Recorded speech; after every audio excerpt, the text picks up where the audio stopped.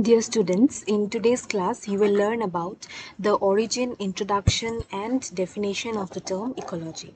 So let's start. At first, we will see the origin. German zoologist Ernest Haeckel used the term as oikology in 1866 to refer to the interrelationships of the living organisms and their environment. So, who was the first person who coined the term ecology?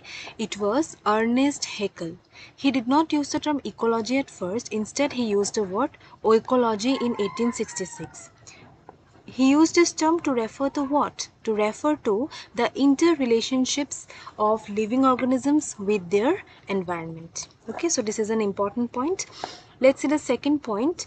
The term ecology comes from two Greek words. You have to remember this.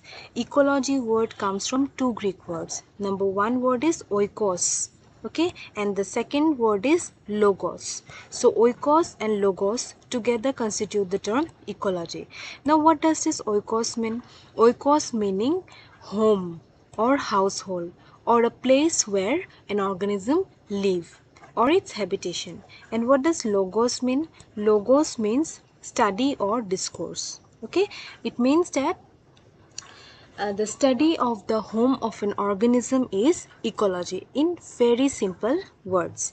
Thus, literally, ecology deals with the organism and its place to live. Okay, basically, organism's place to live is its environment. So, ecology is also called environmental biology according to Smith. Okay, students, so this is very important slide. Now next, let's see the introduction part. Now see, life does not occur in a vacuum, yes or no? Every living organism is surrounded by materials and forces which constitutes an environment. Now what constitutes the environment of an organism? All the materials and forces surrounding an organism, okay? And from that substances, from the materials and from the forces or from the environment, an organism derive all its needs. For its survival, an organism needs from its environment a supply of energy, a supply of materials, and a removal of waste products.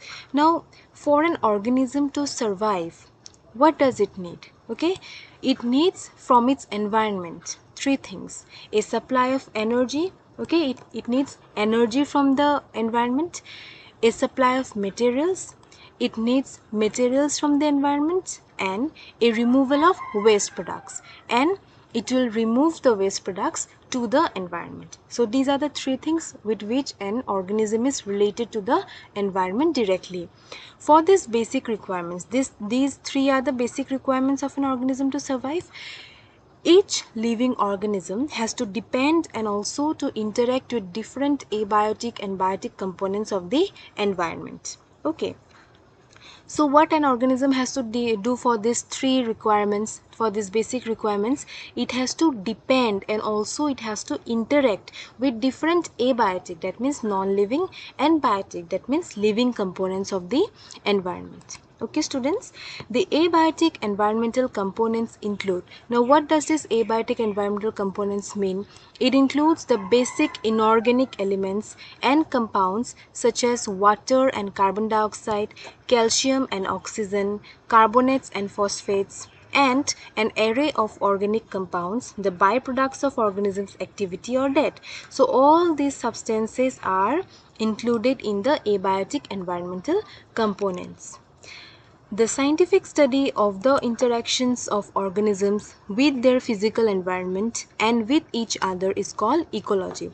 Now, according to Helena Curtis, in 1975, they gave a definition of ecology as the scientific study of the interactions of organisms with their physical environment and with each other. Okay, we will see a detail of the definition of ecology in the next slide. See, conventionally, ecology has been defined variously by different classical and modern ecologists with different viewpoints. Ernest Haeckel in 1866 defined ecology as the body of knowledge concerning the economy of nature, the investigation of the total relations of animal to its inorganic and organic environment. Very important definition given by Ernest Haeckel. He defined ecology as the body of knowledge concerning the economy of nature, the investigation of the total relations of animal to its inorganic and organic environment.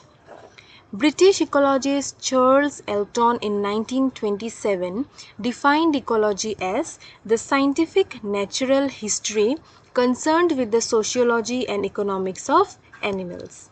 Let's see the third definition given by Lewis and Taylor in 1967.